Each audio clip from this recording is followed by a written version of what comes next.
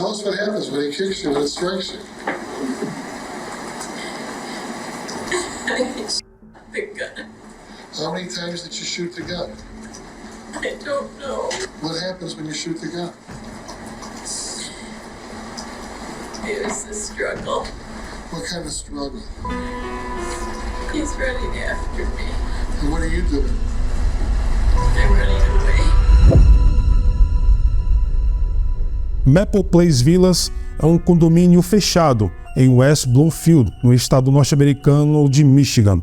O local tem vigilância 24 horas por dia e a maioria de seus habitantes são pessoas idosas ou aposentadas, em busca de calmaria e tranquilidade. No entanto, em maio de 2011, a comunidade foi abalada por um crime chocante que revelou conflitos familiares intensos, rebeldia adolescente e consequências fatais. Este foi um caso que gerou e ainda gera grande divisão na sociedade, além de ser uma história confusa e trágica. No vídeo de hoje, falaremos sobre Sandra Lane e Jonathan Hoffman.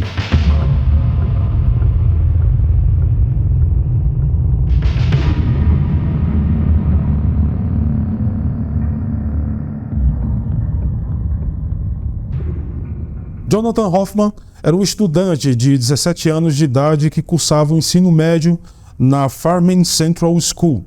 Ele morava com seus avós, Sandra e Fred Lane, no pacato e luxuoso condomínio Maple Place Villas. Os pais de Jonathan eram Michael e Jennifer Hoffman, que estavam em processo de divórcio. Como as audiências aconteciam no Arizona, estado em que eles se casaram, os dois resolveram se mudar para lá, enquanto Jonathan decidiu ficar com os avós para concluir o último ano do colégio.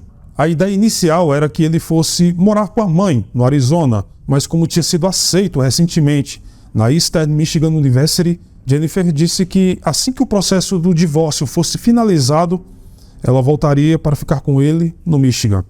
Todos que conheceram o Jonathan afirmam que ele era inteligente e criativo, cheio de energia e, como a maioria dos adolescentes, estava tentando descobrir a sua identidade. Seus poucos e bons amigos afirmam que Jonathan sempre foi divertido e amoroso com todos. Ele também tinha uma irmã chamada Jessica, que estava morando com o pai, pois estava passando por um tratamento de câncer.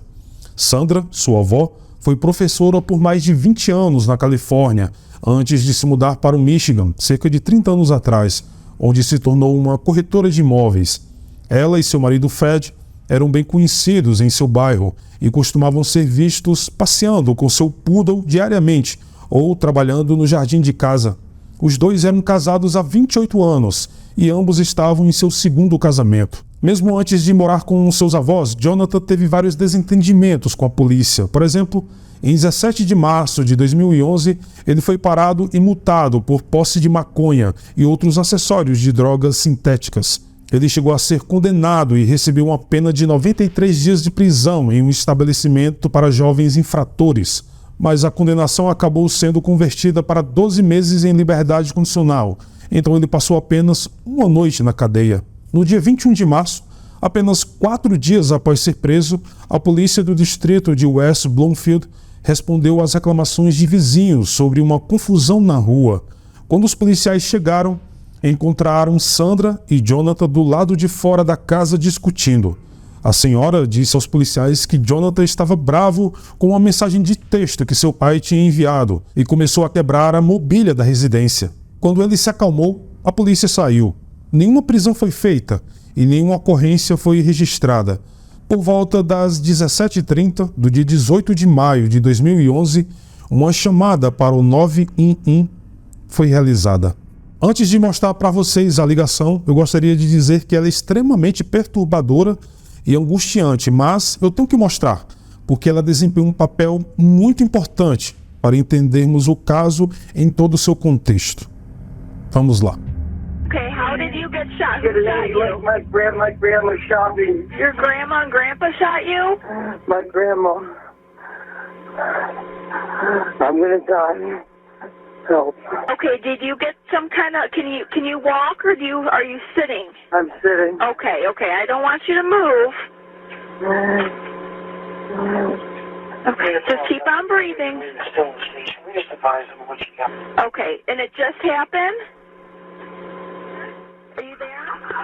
Where's the father at now? Hello? Are you there? Help me! I got shot again. Help me. You got shot again? Are they still there? Help! More than a Help! My stomach! Help! Help! Are they Help! still there?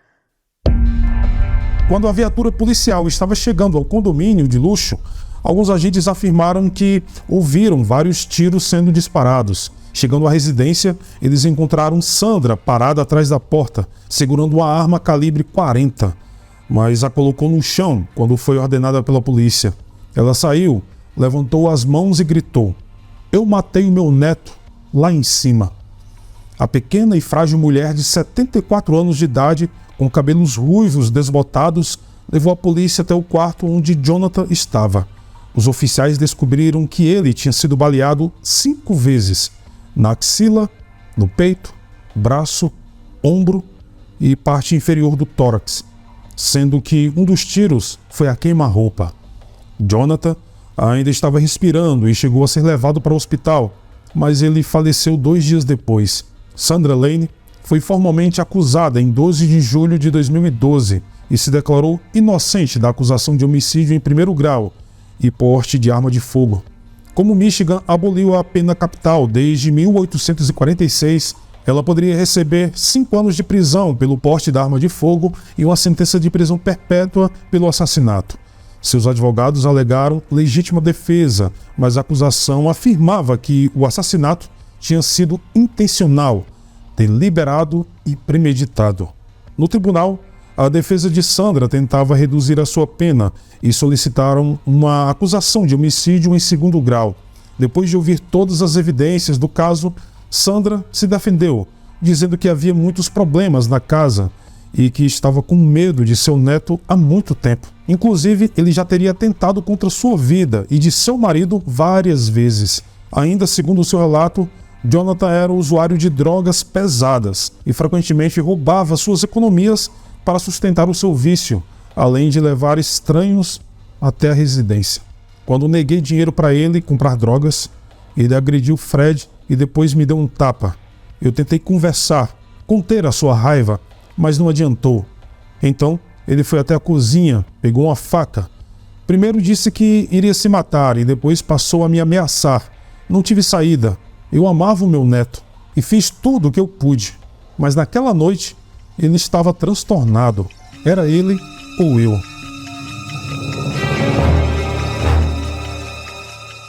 Evidências de sangue mostram que Jonathan conseguiu subir para o seu quarto, deixando um rastro atrás dele.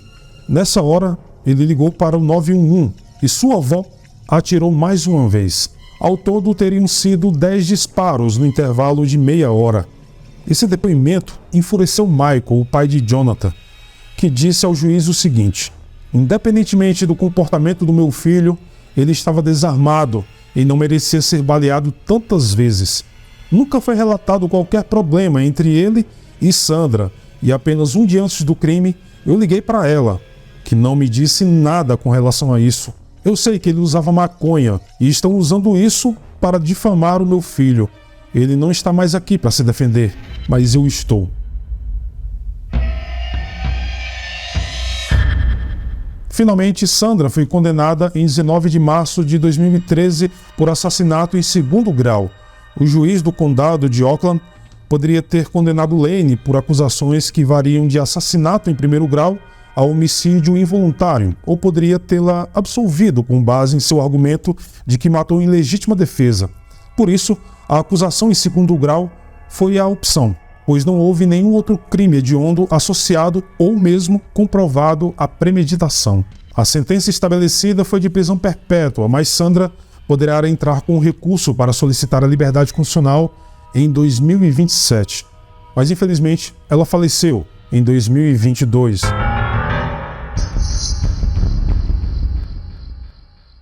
O seu marido, Fred, avô de Jonathan, chegou a ser levado a julgamento, acusado de omissão, mas ele foi inocentado. Após a sentença, Jennifer, mãe de Jonathan e filha de Sandra, disse o seguinte: ela é um monstro, mas estou feliz com o resultado. Eu sei que o meu filho está no céu e agora ele poderá descansar em paz.